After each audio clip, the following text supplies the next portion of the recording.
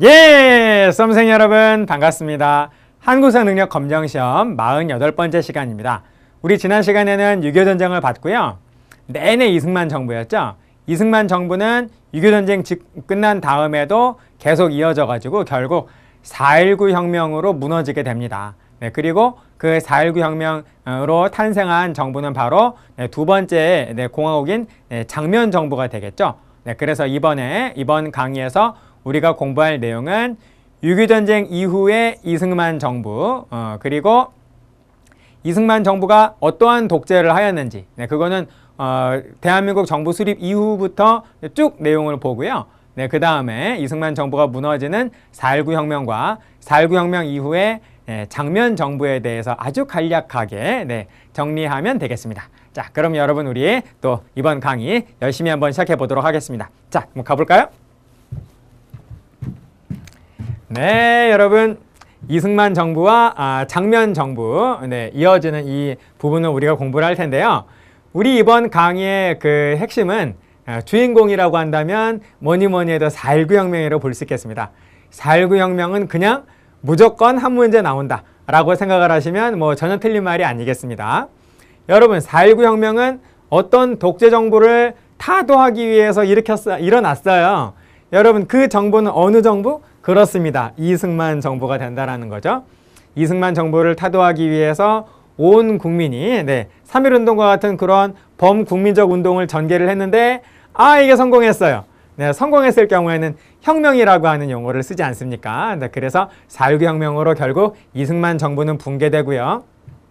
이승만은 바로 이제 도망치듯이 바로 하와이로 가서 거기서 조용히 죽죠. 네, 그래서 이승만 정부는 붕괴되고 그리고 그 이후에 승리한 야당 민주당 정부가 바로 새롭게 출범을 합니다. 그게 바로 장면 정부라는 거죠. 그래서 여러분 이 이승만 정부에서 장면 정부로 넘어가는 이 가장 중요한 전환점이 바로 다름 아닌 4.19 혁명이 된다라고 하는 것이고, 이 4.19 혁명은 몇 년이죠? 1960년이죠. 1960년. 기억나십니까? 4.19 혁명 바로 다음 해에 5.16 군사정변이 일어났다. 그래서 5.16은 여러분 5.16은 61년이죠. 이제 요거는 이제 잘 아시죠, 여러분? 5.16. 그래서 5.16 군사정변으로 결국 장면 정부 무너지지 않습니까? 그래서 그 1년 전이 4.19 혁명이다. 그렇기 때문에 장면 정부는 아주 짧은 그런 어떤 기간을 가지는 쇼타임 가버먼트였다라고 볼 수가 있다라는 겁니다. 그래서 우리는 이번 강의에서 뭘 공부할 거냐면 이승만 정부의 독재, 그리고 경제 부분에서 6.25 전쟁 이후에 우리가 어떠한 원조를 받았는가, 원조를 받으면서 삼백산업이 또 일어나거든요. 그 내용을 좀 공부를 하고, 그 다음에 4.19 혁명의 과정, 요게 이번 강의의 주인공이다 라는 말씀을 다시 한번 드리겠습니다. 무조건 한 문제. 그래서 이승만 정부의 독재에서도 한 문제 나올 수 있겠고, 4.19 혁명은 그냥 나오고, 그리고 그 이후에 5.16 군사 그 정변이 일어나기 전까지의 아주 짧은 기간에 장면 정부를 보도록 하겠습니다. 이 장면 정부에서 가장 중요한 핵심은 현재까지 우리 한국사에서 현재까지 유일하게 내각제를 시행을 한 적이 있었는데, 바로 이 장면 정부가 현재까지 우리 대한민국의 역사 가운데 유일한 내각제 정부였다라는 겁니다. 그래서 당시 내각제 하에서 수상이 장면이었는데, 우리는 한국사에서 임시정부도 내각제를 쓴 적이 있었고 대한민국도 이렇게 내각제를 쓴 적이 있지만 한 번도 수상이라는 단어는 써본 적이 없다.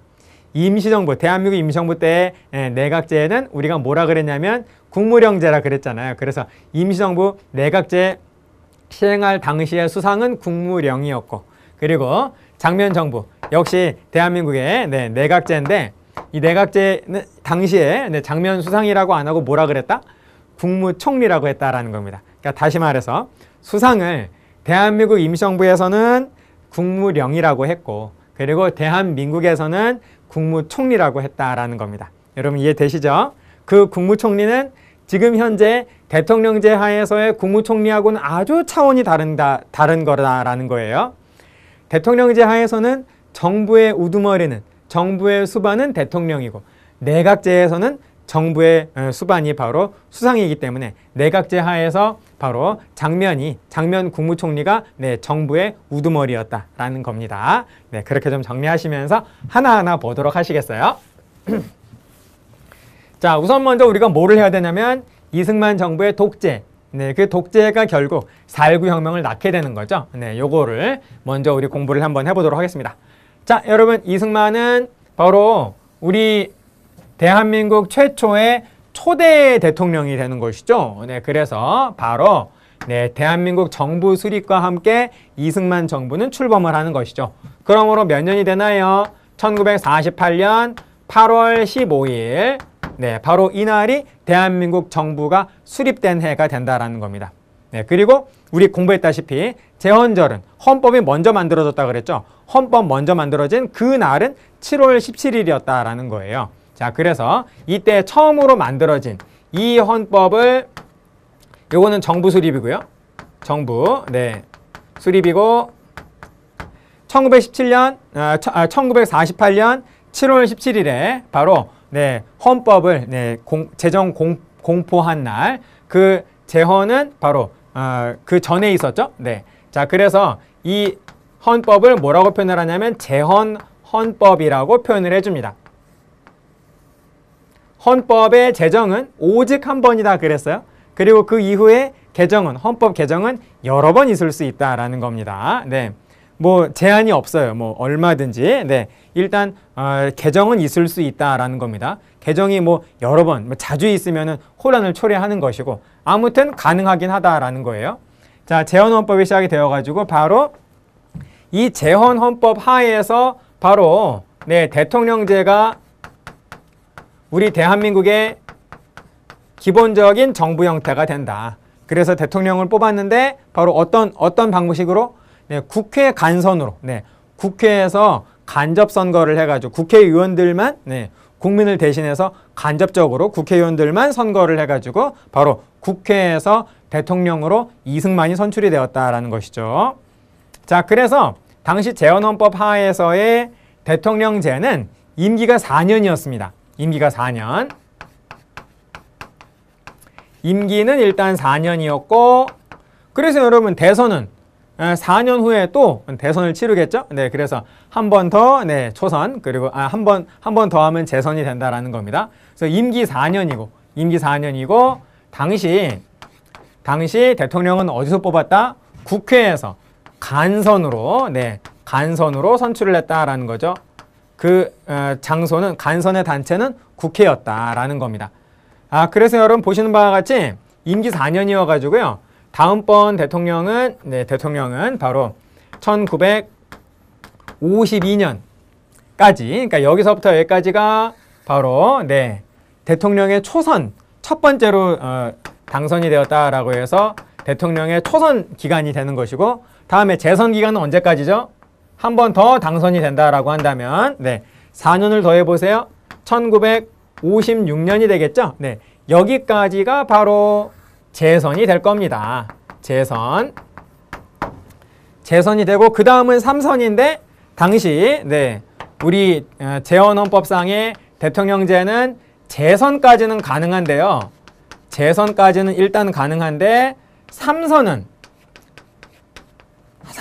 안 되는 게 당시 우리 헌법, 제헌헌법이었다라는 겁니다. 그러니까 무슨 말이죠, 여러분? 1956년까지는 일단 뽑히면 가능하다라는 거예요. 이승만 대통령은. 자, 그런데 헌법을 바꾸지 않는 한 그 다음에 1956년 이후에 대통령은 될 수가 없다라는 겁니다. 그래서 이승만 정부는 독재하기 위해서 헌법을 바꿔요. 그래서 독재를 위해서 2번 헌법을 바꿔야 되는데 그 공부를 이제 우리가 하려고 합니다.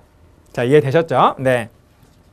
자, 처음에 이 이승만을 대통령으로 추대한 정당은 바로 한국민주당이었죠. 그래서 한국민주당의 전폭적인 지원을 받으면서 바로 이승만이 대통령으로 바로 선출이 되기 때문에 당시 이승만은 한국민주당 소속이었고, 이 한국민주당이 바로 이승만 정부의 집권 여당이었다라는 겁니다.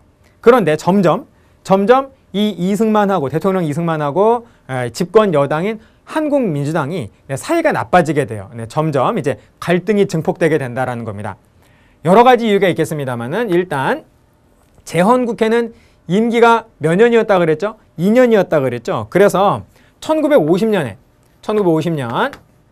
6.25전쟁이 일어나기 직전에 1950년 5월 30일에 5.30 총선을 치릅니다. 여러분, 이 최초의 보통선거인 총선은 바로 1948년 5월 10일 50 총선거죠. 2년 후에는 5.30 총선이에요. 5.30 총선. 5.30 총선에서 김구 선생님 계열, 김구 선생님은 1949년에 암살당하시고요. 여러분, 처음에 50 총선거 때에는 김구 계열, 그러니까 대한민국 임시정부 충칭의 대한민국 임시정부 계열은 모두 총선에 참여하지 않죠. 출마하지 않습니다. 남북협상의 기밀선거의 약속을 지키기 위해서 참여하지 않는다라는 거예요. 자, 그런데 제2대 국회의원 선거인 50년 5.30 총선거에서는 바로 충칭의 김구 계열, 대한민국 충칭 임정 계열이 무소속으로 대거 출마해가지고 바로 김구 선생님 계열이, 물론 이때 김구 선생님은 돌아가셨습니다. 돌아가신 김구 선생님을 따르는 계열이 이때 무소속으로 출마해서 대거 당선이 돼요. 그러자 당시까지의 집권 여당인 한국민주당, 줄여서 뭐라고 표현을 하냐면 한민당이라고 표현을 하기도 하거든요. 한민당의 세력은 이 무소속으로 당선된 사람의 숫자만큼 세력은 위축이 되겠죠. 한민당은 위축이 되게 된다라는 겁니다. 여러분, 장사를 할 때요, 두 사람이 동업을 했어요. 언제 두 사람은 갈라지게 될까요? 가장 일반적으로 장사가 안 될 때 갈라지게 된다라는 겁니다. 장사가 너무 잘 되면, 아주 너무 잘 돼도 갈라지게 돼요. 헤어지게 되는데 어느 정도 그럭저럭 장사가 잘 되고 이 가게가 운영이 어느 정도 되면은 상대가 싫어도 계속 동업은 유지가 되거든요. 근데 동업은 언제, 반드시 동업은 언제 끝나게 되냐면 팔이 날릴 때, 장사가 안 되면 그때 이제 동업은 이제 끝이 나게 된다라는 겁니다. 그래서 이 이승만과 이 한국민주당과의 동업 관계는 결국 이제 끝이 나게 되는데, 언제 끝이 나게 되냐면 1951년 이승만이 한국민주당을 탈퇴해요. 한민당 탈퇴해가지고 이승만이 한민당을 탈퇴한 후 자기가 정당을 만듭니다. 정당을 창당해요. 어떤 정당을 창당하냐면 자유당이라고 하는 정당을 창당을 하게 됩니다. 여러분, 우리 한국은 대통령제죠. 대통령제 하에서는 대통령이 소속한 정당이 바로 집권 여당이 되잖아요. 그래서 1951년까지는 이승만 대통령이 한국민주당에 있었기 때문에 한국민주당이 여기서부터 여기까지 51년까지는 한국민주당이 여당이었고, 그리고 이제는 이승만이 한국민주당을 탈퇴해가지고 자유당을 창당을 하니까 이제부터는 자유당이 여당이 되고요. 내내 이승만과 함께 여당이었던 한국민주당은 이제 뭐가 되는 건가요? 야당이 되는 거죠. 야당. 그래서 1951년을 계기로 해서 한국민주당은 여당이었다가 야당이 된다라는 겁니다. 그래서 이제부터 한국민주당은 야당이에요. 그리고 집권 여당은 자유당이 되는 것이죠. 그런데 이 자유당은, 이승만이 자유당을 창당을 했지만 처음에는 매우 힘이 미약했습니다. 한국민주당에 위축이 되었긴 했지만은 한국민주당이 당시로서는 아주 힘이 있는 거대 정당이었다라는 겁니다. 그래서 이러한 상황에 1952년에 다음 대선을 하게 되었어요. 그런데 여러분, 당시 헌법상으로는 국회에서 국회의원들이 바로 투표를 해가지고 대통령을 뽑잖아요. 이제 이승만을 지지하는, 이승만한테 표를 던지는 국회의원은 아주 극소수가 되었다라는 겁니다. 그래서 당시 현행 헌법인 재헌헌법상에서 국회에서 간선을 하면 이승만이 대통령이 될 가능성은 거의 제로였다라는 겁니다. 그래서 이승만이 이때 이승만과 자유당 정부는 바로 헌법을 바꾸려는 개헌안을 내놓게 된다라는 거예요. 그래서 1952년에 이 자유당 정부는 개헌안을 바로 제출을 하게 된다라는 겁니다. 첫 번째 개헌이 되는 거죠. 자, 이 개헌안의 핵심은 뭐냐?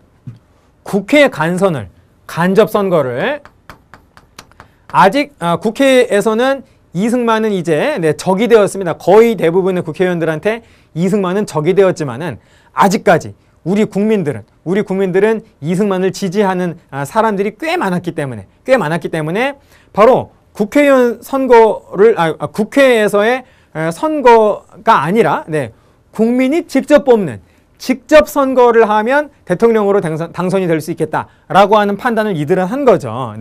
자, 그래서 간선을 뭐로 바꾼다? 직선으로 바꾸는 내용을 핵심으로 하는 개헌안을 제출을 하게 된다라는 겁니다. 그러죠, 여러분. 한민당은 이제 야당인 한민당은 아주 강하게 반대하겠죠. 그러자 이 자유당 정부는 여기에 대해서 바로 부산 정치 파동을 일으키게 된다라는 겁니다. 무슨 말이냐면요, 여러분 1952년은 6.25 전쟁 중입니다. 전쟁이 1950년 6월 25일에 발생을 하잖아요. 그래서 전쟁이 휴전이 53년이 되지 않습니까? 그러니까 당시 이 모든 내용은 전쟁 중이었다. 전쟁 중에 이러한 일이 있었던 거죠. 그리고 당시 우리 대한민국의 전쟁 중, 6.25 전쟁 중에 임시 수도는 어디였습니까? 부산이었다라는 겁니다. 그래서 부산에서 바로 이와 같은 일들이 있었던 거예요. 당시 한국민주당의 국회의원들이 바로 반대를 하니까 이 부산에서 한국민주당의 국회의원들을 정말 많이 납치하고요. 또 가족을 어떻게 하겠다라고 하는 협박을 해가지고 결국 이 많은 한국민주당 의원들로부터 하여금 바로 개헌안이 통과되는 그런 어떤 표를 얻게 된다라는 겁니다. 그래서 개헌안이 통과가 되려면 국회를 통과해야 되잖아요. 그래서 이 한국민주당이 내내 반대하다가요, 많은 국회의원들이 이런 어떤 협박을 받아가지고 대부분의 한국민주당의 국회의원들이 바로 개헌안에 찬성하게 되면서 이 개헌안이 자유당이 내놓았던 이 개헌안이 바로 이러한 사연을 통해서 통과가 된다라는 겁니다. 당시 이 표결은 기립 표결이었어요. 그러니까 찬성하는 사람은 일어서라라는 거였다라는 겁니다. 그러니까 무기명 그게 아니었다라는 거예요. 자, 개헌안이 통과된다. 그래서 최초의 개헌이 이루어지게 돼서 이것이 바로 다름 아닌 제1차 개헌이 된다라는 겁니다. 이 1차 개헌의 이름은 발췌 개헌이라고 해요. 개헌안이 있었는데 한 개가 아니라 복수가 있었는데 그 개헌안 가운데에서 일부를 여기에서 이렇게 발췌하고 여기에서 또 발췌해가지고 일종의 짜깁기 형식으로 만들었다라고 해서 바로 이것을 발췌 개헌이라고 한다라는 겁니다. 그래서 이 발췌 개헌의 핵심이 뭐죠? 직접 선거잖아요. 그래서 직접 선거 해가지고 바로 이승만 대통령이 한 번 더 재선에 성공하게 된다라는 겁니다. 그래서 이승만 대통령이 여기서부터 여기까지 또 대통령이에요. 또 대통령이 된다는 것이죠. 자, 그리고 그 다음은 어떻게 되냐면요, 1954년이 됐습니다. 1954년에 자, 여러분, 재헌국회의 국회의원은 임기가 특이하게 2년이고 그 다음부터는 국회의원의 임기는 4년이거든요. 계속 4년이라는 겁니다. 자, 그래서 이 1950년에 제2대 국회의원 선거를 하고 4년 후인 1954년에 제3대 국회의원 선거를 했겠죠. 이때에는 자유당이 매우 크게 이겨요. 자유당이 아주 크게 압승을 하게 된다라는 겁니다. 아주 크게 압승을 하게 된다. 공권력을 동원을 해가지고 처음에 자유당이 창당되었을 때는 매우 힘이 미약했다가요, 요때 모든 행정권, 모든 그 공권력은 다 이승만 정부가 쥐고 있었기 때문에 이 공권력을 동원해서 바로 이승만 정부가 자유당의 후보를 다 국회의원 선거에서 이 총선에서 다 당선시키게 만든 거죠. 자, 그래서 이제는 자유당이 국회 안에서도 이제 아주 강력한 파워를 가지게 되었는데 당시 헌법상에서는 자유당의 대표인 이승만은 재선까지만 가능하고 삼선 그 다음엔 안 된다라는 겁니다. 다음 대통령 선거는 1956년 대통령 선거인데 여기에서는 이승만이 여기에 출마를 할 수가 없다라는 거예요. 그래서 이승만이 1956년 대통령 선거에서도 출마할 수 있도록 헌법을 바꾸는 개헌안이 바로 이때 자유당 압승한 직후에 바로 또 나옵니다. 그래서 두 번째 개헌안이 나오게 된다라는 거죠. 두 번째 개헌안이 또 이승만 정부에 의해서 제출이 되게 된다라는 겁니다. 그래서 당시 이 개헌안이 국회를 통과하려면요, 국회 제적의원, 그러니까 국회의원의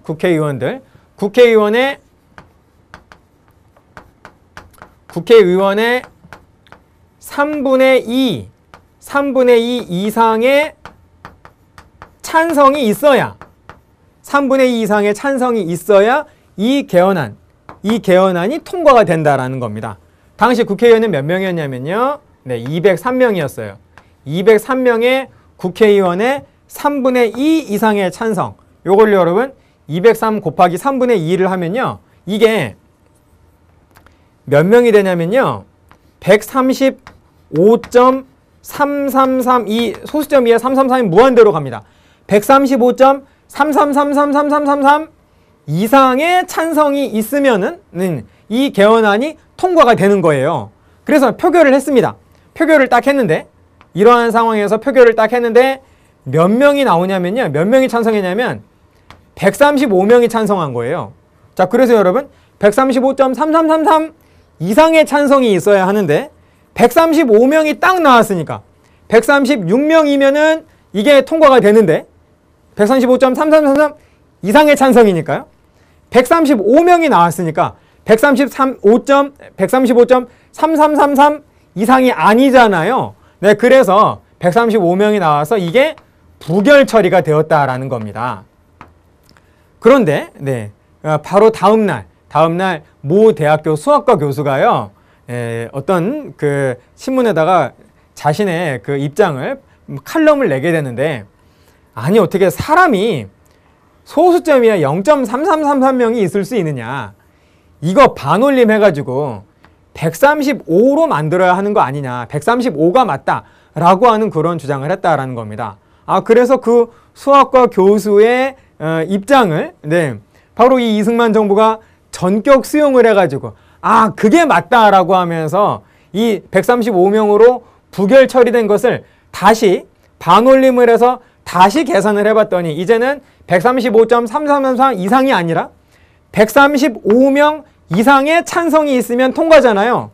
135명, 이제는 이 135명은 부결이 아니라 뭡니까? 가결이 되는 거죠.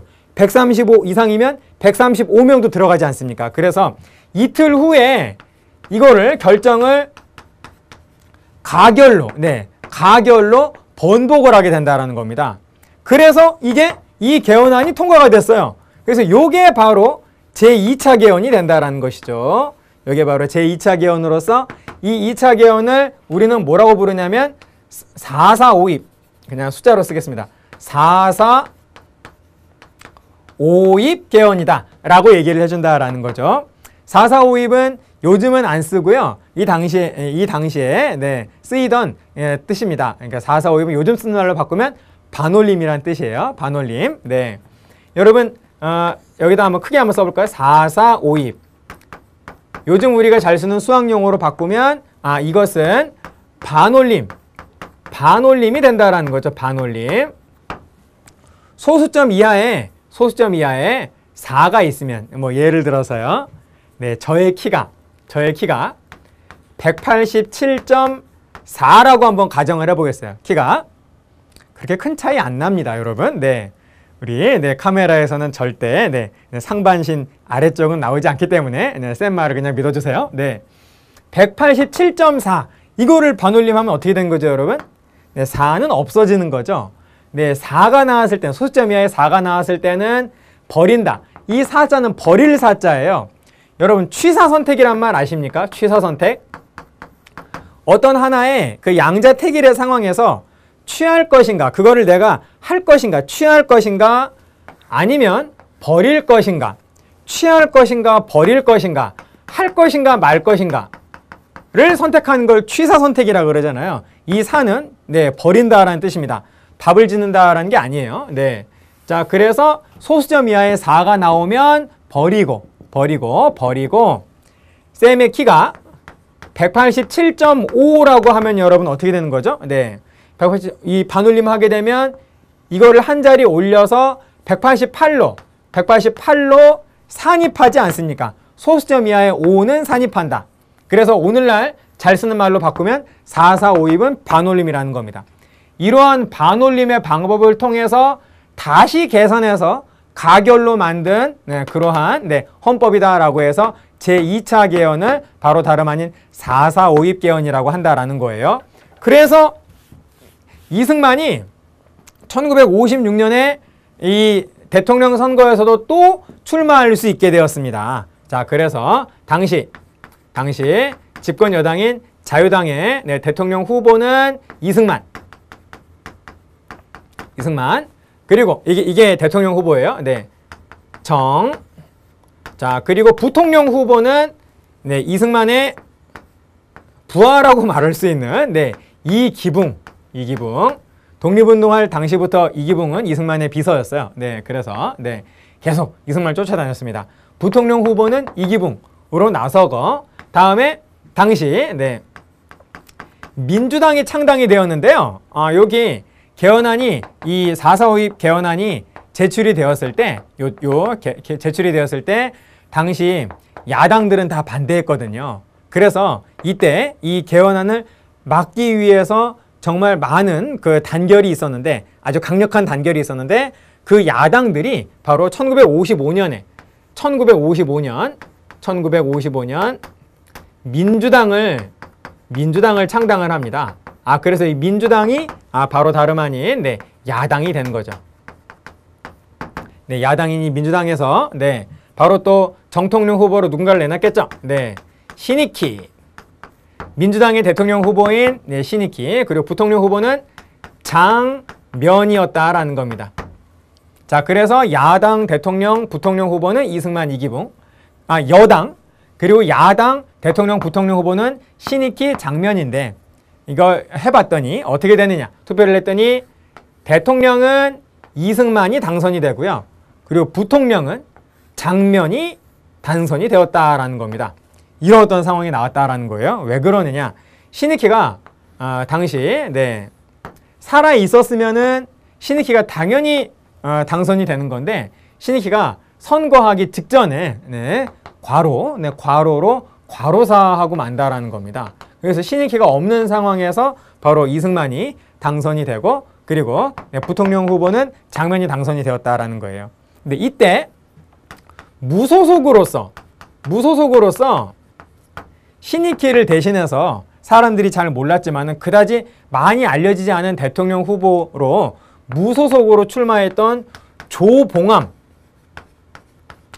조봉암이 네, 아주 많은 득표를 얻게 됩니다. 그래서 이승만보다는 누군지는 잘 모르겠지만 조봉암이 낫겠지라고 네, 그런 판단하에 조봉암이 바로 무소속으로 한 30%의 유효 득표를 얻게 된다라는 거예요. 그래서 이 조봉암이 네, 그 다음부터는 조봉암 선생님이 다음부터는 다음 대선을 노리면서 이분이 네, 아주 본격적인 정치 활동을 하게 됩니다. 그래서 이 조봉암 선생님이 이때는 무소속이었는데요. 조봉암이 정당을 하나 만들어요. 바로 진보당이라고 하는 정당을 하나 창당을 하게 된다라는 겁니다. 그래서 다음 대선에서 1960년 대선에서는 조봉암이 대통령이 될 게 틀림이 없었거든요. 그래서 바로 당시 이승만의 자유당 정부는 조봉암을 죽입니다. 네, 조봉암을 법의 이름으로 사형시키게 된다라는 거예요. 조봉암을 간첩 혐의를 씌워가지고 조봉암을 네, 사형 판결, 네, 재판에서 사형 판결을 내리면서 조봉암을 처형시키고 만다라는 겁니다. 네, 바로 국가보안법 위반으로 조봉암을 네, 체포를 하게 되는 거죠. 1958년 네, 12월 24일 크리스마스 이브에 이 조봉암을 그 체포하기 위한, 그 처벌하기 위한 그 국가보안법 그 개정안을 통과시켜요. 그걸 뭐라고 표현을 하냐면 보안법 파동이라고 합니다. 그래서 네, 바로 이 국회를 바로 이 자유당 그 국회의원들이 바로 무력으로 장악하면서 바로 야당 국회의원들을 전부 다 국회의사당 바깥으로 다 네, 몰아내면서 바로 보안법, 국가보안법을 통과시킨다라는 거죠. 그래 놓고 나서 다음 해인 1959년에 바로 조봉암을 네, 사형으로 처형을 하게 된다라는 겁니다. 그리고 조봉암이 만든 네, 진보당 역시 네, 바로 네, 정당 해산을 시켜버리게 된다라는 거예요. 이런 상황에서 바로 대통령 선거는 또 하게 되었습니다. 1960년에. 네, 그래서 역시 이번에도 자유당 후보는 이승만, 대통령 후보는 이승만, 정통령 후보. 자, 그리고 부통령은 역시 또 이기붕. 그리고 민주당의 정통령 후보는 조공환 선생님이 돌아가셨기 때문에 이때에는 네, 누가 가장 유력한 대통령 후보냐면 바로 조병옥 박사, 조병옥 선생님, 이분이 네, 거의 당선되는 게 확실시 됐고요. 그리고 네, 부통령 후보는 또 장면 이랬다라는 겁니다. 자, 그런데 여러분 참으로 아이러니한 일이 또 발생하게 되었습니다. 이 조병옥 선생님이 또 심장마비로 이 대통령 선거 3일 전에 또 사망해버리고 말아요. 그래서 이번에도 이승만이 또 대통령이 당선될 게 또 틀림없었다라는 겁니다. 그런데 부통령은 결코 이기붕이 장면을 이기지 못하거든요. 그래서 이번에도 네, 틀림없이 장면이 될 게 너무나 분명했다라는 거예요. 그래서 여러분, 네, 장면을 부통령으로 당선시키지 않고 이기붕을 부통령으로 이번에 당선시키기 위해서 이승만 정부는 선거 부정, 선거 조작을 저지르게 되는 거죠.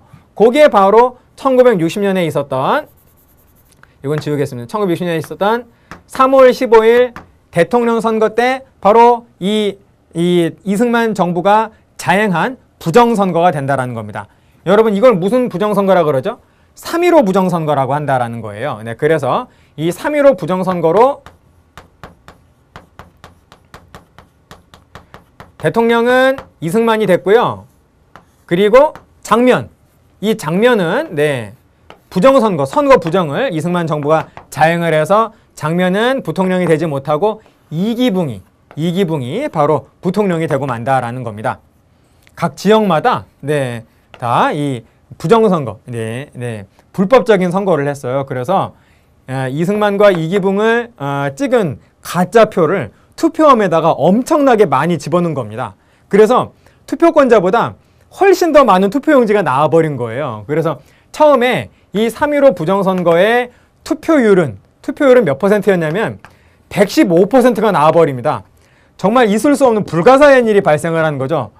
예를 들어서 어떤 마을에 투표권자가 딱 100명인데 그들이 투표를 했단 말이죠. 투표용지를 투표함에서 열어서 투표용지의 숫자를 세보니까 115장이 나온 거예요. 도대체 15명은 누구냐라는 겁니다. 자, 그래서 네, 누가 봐도 이거는 네, 선거 부정이 네, 틀림없었다라는 겁니다. 그래서 이 3.15 부정선거가 바로 네, 원인이 되어서 바로 한 달 후에 네, 4.19 혁명이 일어나서 바로 이들은 이승만 정부는 붕괴되었다라는 것이죠. 자, 여러분 이해되시죠? 자, 그래서 4.19 혁명으로 한번 가보도록 하겠습니다. 자, 지우면서 하나씩 보시겠어요?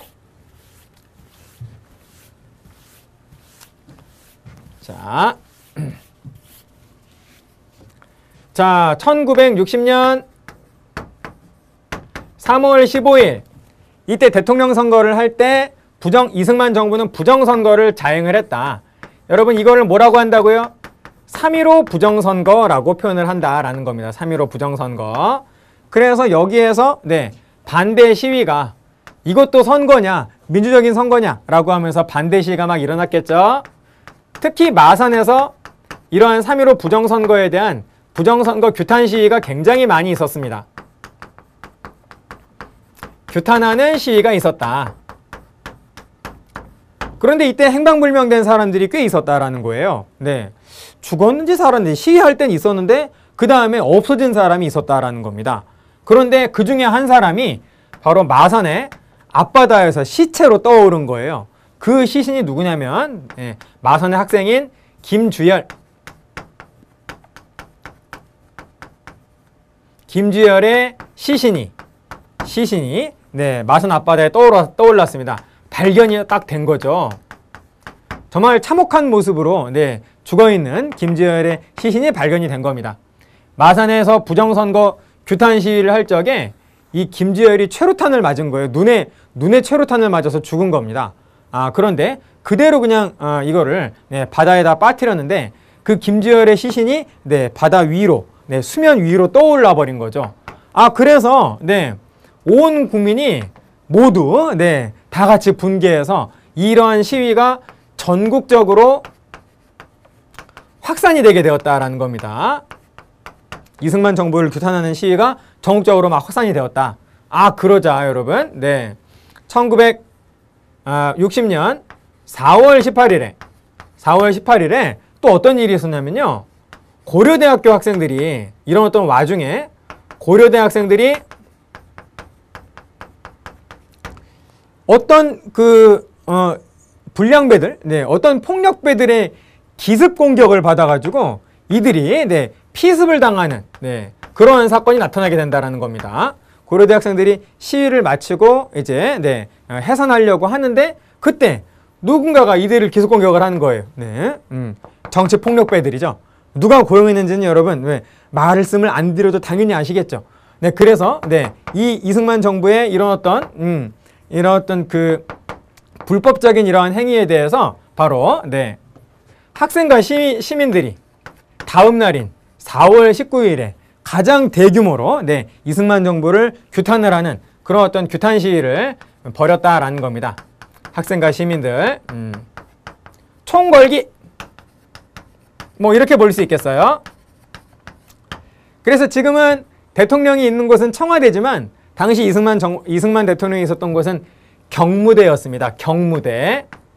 자, 이승만이 그 당시에 청와대인 경무대에서 일을 보고 있었는데 거기가 그 당시에 청와대였는데 바로 이 학생과 시민들이 고려대 학생들한테 이렇게 테러를 가한 주체가 누구냐, 이승만 대통령한테 직접 묻겠다라고 하면서 정말 많은 학생과 시민들이 전부 다 경무대로 몰려갔다라는 거죠.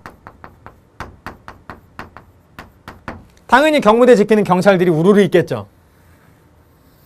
총을 꺼내들면서 더 이상 가까이 다가오지 마라. 다가오면 총을 쏘겠다. 발포하겠다. 라고 하는 그런 어떤 경고를 했지만 학생과 시민들은 듣지 않고 계속 접근을 했습니다. 그런데 누가 먼저 쐈는지는 모르겠어요. 그리고 어떤 명령이 내려졌는지도 모르겠습니다. 아무튼 일제히 경찰들이 발포를 했다라는 거죠. 발포를 했다라는 겁니다. 그래서 이 경찰들이 이 학생과 시민들한테 일제히 사격을 해서 학생과 시민들이 사상자가 몇 명이 났냐? 800명이 사상자가 났다라는 거예요. 그리고 사상자 그러면 사망한 사람과 부상을 당한 사람을 합쳐서 사상자라고 하잖아요. 사상자, 죽거나 다친 사람이 800명이고 이 중에 135명이 죽습니다.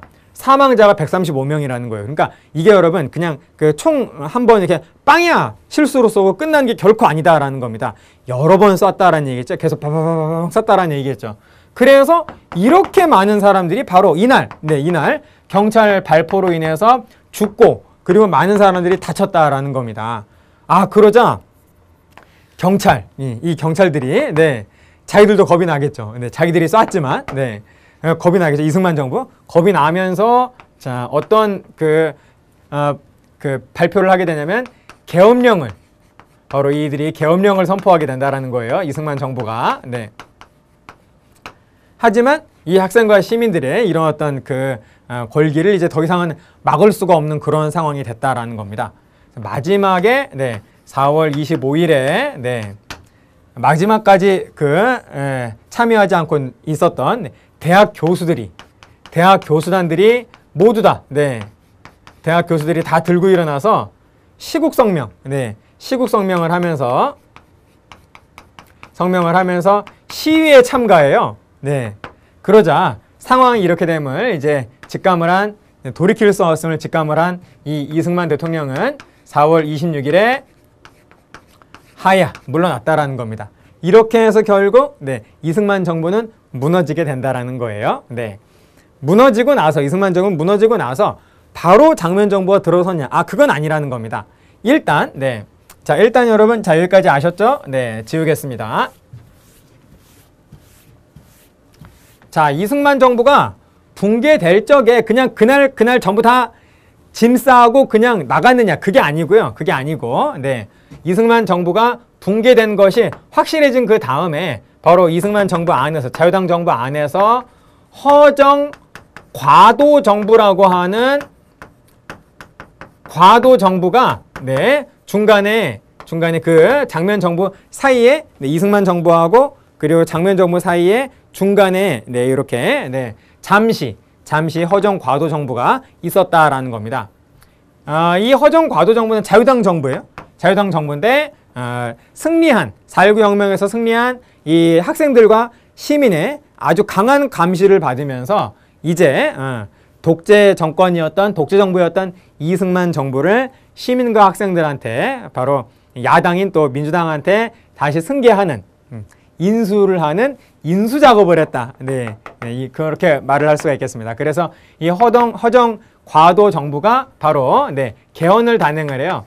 당시 헌법은 너무나 분명한 독재 헌법이었기 때문에 개헌, 이게 3차 개헌이 되겠습니다. 그래서 3차 개헌을 단행을 해서 이제 대통령제는 정말 신물이 난다. 대통령제 하에서 독재 12년 겪었다. 이제 대통령을 그만하자라고 하는 그런 우리 학생과 시민들의 또 민주당 정부의 민주당의 그런 어떤 요구를 받아들여서 3차 개헌의 핵심은 뭐냐면요. 대통령제를 바로 내각제로 고치는 개헌을 했다라는 겁니다. 이렇게 헌법 바꿔놓고 그 다음에 이승만 정부는 물러났다라는 거예요. 그 다음에 이제 붕괴되었다라는 겁니다. 요게 핵심이다 라고 볼 수가 있겠어요. 그리고 또 하나, 국회가 하나면은 독재에 대한 견제가 잘 안 되니까 국회를 2개로 만들자라고 했다라는 겁니다. 여러분, 미국은 상원 하원이 있죠? 그런 것처럼 이렇게 상원 하원 개념으로 국회를 2개를 만들었다라는 거죠. 그래서 기존에 국회가 하나인 거를 단원제라고 했었는데요. 이 단원제를 참의원, 민의원, 그러니까 미국의 상원과 하원과 같은 개념입니다. 그래서 양원제로 2개로 이렇게 대통령제를 내각제로, 그리고 단원제를 양원제로 이렇게 개헌을 한 게 바로 제3차 개헌이 되겠다라는 겁니다. 자, 그래서 이렇게 헌법이 바뀐 다음에 그 다음에 내각제를 실시하게 되니까 제일 먼저 뭐부터 해야겠어요? 총선부터 해야겠죠. 그래서 이 총선을 했는데 당연히 말할 필요도 없이 야당인 민주당이 압승을 했겠죠. 그래서 이 민주당의 정당 내에서 바로 내각이 출범하게 된다는 겁니다.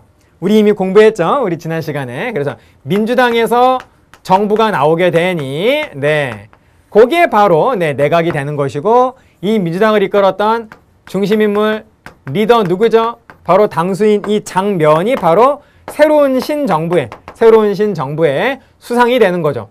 그런데 여러분, 우리는 한국 사회에서 내각제를 실시한 적이 있지만은 한 번도 수상이라는 말은 써본 적이 없다라는 거 말씀드렸죠. 장면은 그 당시에 수상인데 실질적으로 이때 장면은 뭐라고 불렀느냐? 국무총리라고 불렀다라는 겁니다. 자, 이렇게 해서 이제 장면 정부가 이렇게 출범을 하게 된다라는 것이죠. 자, 그렇게 좀 정리해 주시면 좋겠습니다. 자, 그리고 하나만 더 붙이자라고 한다면 4차 개헌. 4차 개헌은 바로 3.15 부정선거. 4.19 혁명의 그 원인이 된 3.15 부정선거의 그 관련자를 처벌하는 그러한 개헌이었어요. 그 정도 정리해 주시면 좋겠습니다. 자, 그래서 이승만 정부의 독재부터 시작해서 4.19 혁명까지 우리가 정치적으로 봤고, 자, 이번에는 경제, 이승만 정부의 경제 한번 보도록 하겠습니다. 원조, 유교전쟁 끝난 이후에 바로 이 원조가 어떻게 되었는가라고 하는 거, 네, 요거를 좀 우리가 공부를 좀 해줘야겠는데요. 자, 보십시오, 여러분. 전쟁 끝난 다음에 미국이 우리한테 굉장히 많은 그런 어떤 식량적인 지원을 했어요.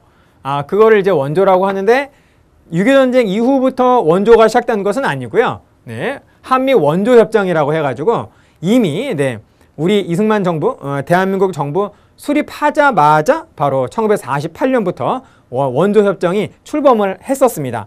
시작을 했는데 이런 원조가 본격화된 것은 바로 네, 1953년 6.25 전쟁 휴전 이후가 된다라는 것이죠. 그래서 전후에 6.25 전쟁 이후의 상황이 된다라는 거예요. 자, 미국이 우리 한국 정부에게 원조를 합니다. 네, 원조를. 네, 식량 이라든지 이런 어떤 많은 내용들을 원조를 하게 된다라는 거예요. 네. 원조 물품을 제공을 하게 되는데 그게 뭐냐? 구체적으로는 네, 크게 세 개다라는 겁니다. 일단 밀. 네. 우리가 먹을 게 없으니까 밀. 네. 그리고 사탕수수. 바로 설탕의 원료죠. 사탕수수. 그리고 또 하나 면화. 목화죠. 목화솜.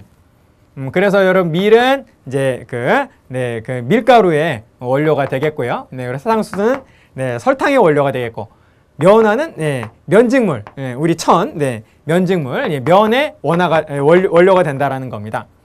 자, 그래서 한국 정부는 이거를 짜자자 공짜로 받아가지고 당연히 한국의 기업에게 이거를 원료로 삼아서 물건, 제품을 생산하게끔 했겠죠.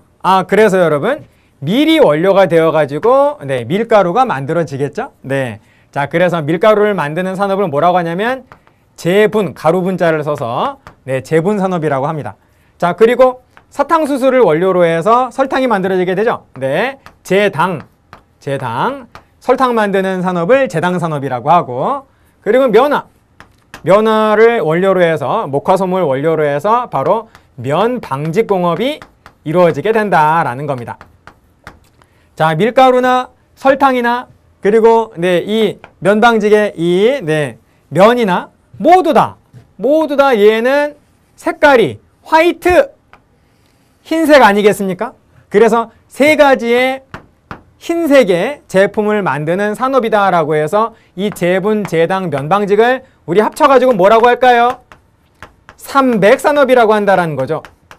자, 그래서 여러분 삼백산업이 시작된 그 출발점은 미국의 무엇? 원조 때문이라는 겁니다. 원조로 인해서 바로 삼백산업이 출발을 하게 된다라는 것이죠.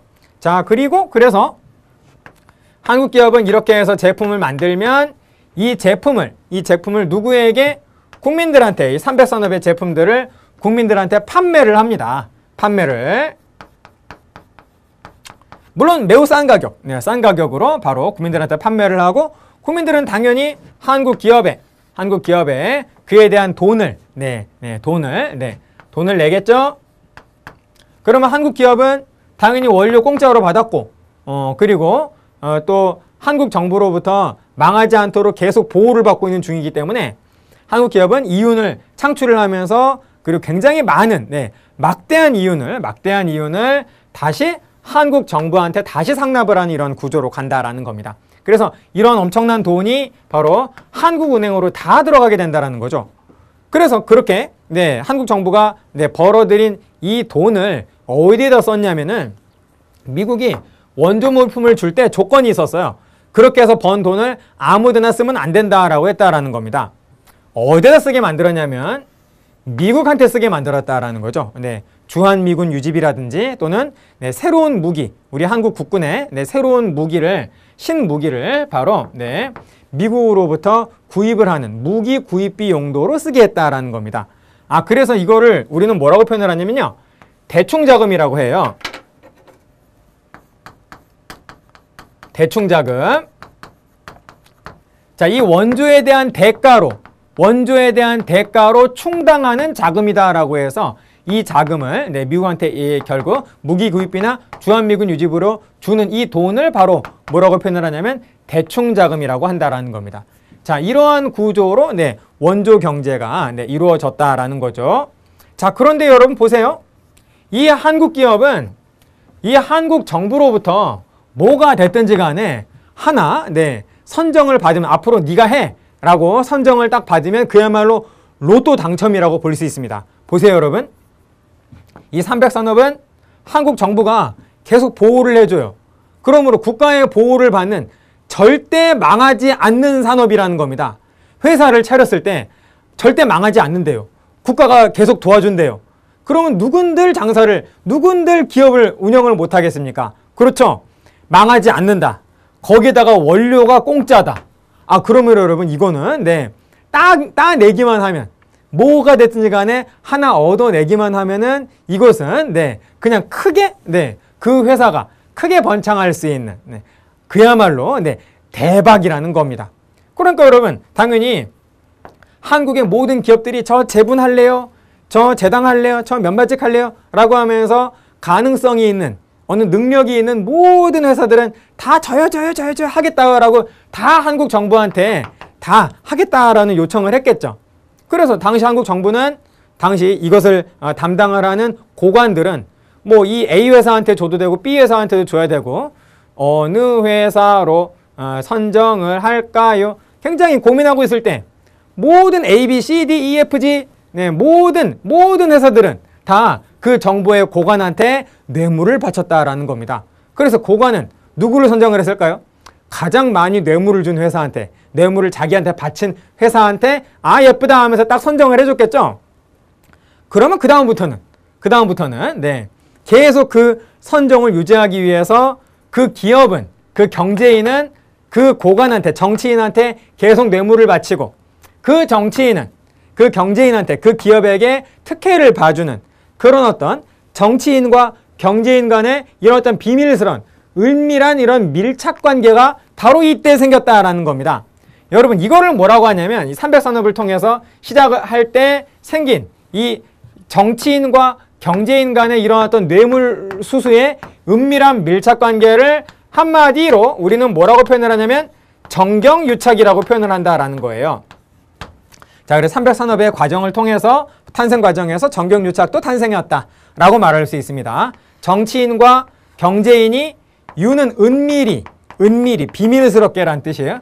은밀히 밀착된 이 정경유착. 네, 이 정경유착의 고리는 아직도 끊어지지 않고 있죠. 네, 이것은 바로 이때 시작이 되었다라고 해도 과언이 아니다라는 겁니다. 여러분 이해되시죠? 네, 그런데 이 미국의 원조가요. 내내 공짜다가 1958년부터 이게 유상으로 전환이 됩니다. 너희들도 이제 좀 먹을만 하잖아, 먹고 살만 하잖아 하면서 미국이 이거를 이제부터는 네, 어느 정도 돈을 내야겠다라고 하면서 유상차관으로 전환을 한다라는 거예요. 유상으로 전환을 하니까 그전까지는 원료를 공짜로 받고 있던 우리의 한국 경제는 어떨까요? 네, 우리의 한국 경제는 매우 큰 타격을 받게 된다는 겁니다. 한국 경제가 아주 강하게 타격을 받으면서 경제 성장률이 절반으로 떨어지게 된다는 거죠. 즉, 잘 되던 경제가, 네, 그나마 잘 운영이 되는 경제가 갑자기 주춤하면서 경제가 아주 크게 불황을 겪게 된다는 겁니다. 이 모든 경제적인 불황은 바로 당시 집권 정부인 이승만 정부한테로 네, 불만이 가게 되고 그 이승만 정부에 대한 불만이 결국 네, 4.19 혁명으로 연결이 된 것이죠. 네, 그래서 모든 이런 어떤 정치적인 변화에는 다 경제적인 문제가 근본적으로 깔려 있다라고 해도 결코 과언이 아니다라는 겁니다.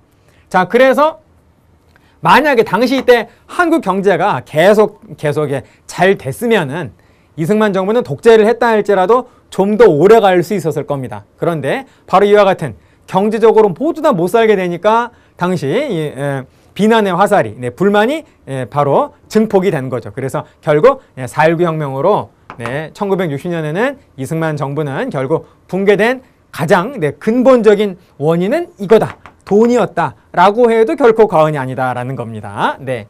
자, 그래서 여러분, 원조는 네, 대략적으로 네, 이 정도만 여러분 정리해 주시면 뭐 틀림이 없습니다. 네, 충분히 네, 해결이 되실 겁니다.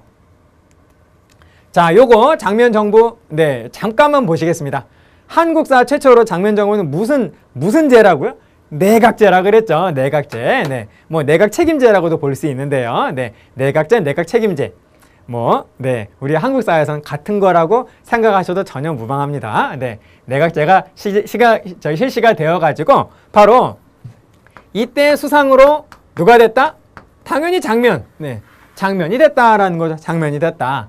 그래서 이때 장면 수상이라고 해야 할 수도 있는데 우리는 이때 장면을 수상이라고 부르지 않고 국무총리라고 했다라는 겁니다. 그래서 그 이후에 바로 장면 정부는 8개월 가다가 5.16 군사정변으로 장면 정부는 붕괴되잖아요. 그리고 바로 이 군부가 네, 군정을 실시하면서 다시 네, 모든 내각제를 이때 만들었던 이 내각제를 다시 원래의 대통령제로 다시 환원시킵니다. 여러분 군부의 입장에서는 독재를 하려고 군부가 권력을 잡은 거 아니겠어요? 네. 그렇기 때문에 독재가 가장 힘든 내각제는 군부의 입맛에는 안 맞겠죠. 이승만 이 대통령제가 훨씬 낫잖아요. 그래서 네, 바로 이 내각제, 대통령제를 내각제로 바꾸고 양원제를 죄송합니다. 네, 단원제를 양원제, 국회 하나를 국회 2개로 만든 게 바로 요렇게 만든 게 바로 제3차 기원 허정 과도 정부가 4.19 혁명으로 승리한 국민과 학생과 시민들의 감시를 받으면서 요렇게 만든 게 3차 개헌이라 그랬잖아요. 그리고 4차 개헌은 부정선거 관련자를 처벌하는 개헌이었고, 그리고 5.16 군사정변이 일어나가지고 바로 이 군부가 군정을 하면서 국가재건 최고회의가 군정을 실시하면서 이들이 바로 내각제 양원제를 화살표를 여러분 정반대로 돌리시면 돼요. 내각제를 다시 대통령제로, 양원제를 다시 단원제로 이게 훨씬 독재하기 편하니까 이거로 빽한 게 바로 제5차 개헌 군부의 대통령제 개헌이 된다라는 겁니다. 네. 자, 그래서 이 내각제는 우리 현재 한국 현대사에서는 우리 대한민국의 역사에서는 현재 8개월 이게 유일하다라고 말씀을 드릴 수가 있겠다라는 겁니다. 여러분 이해되시죠?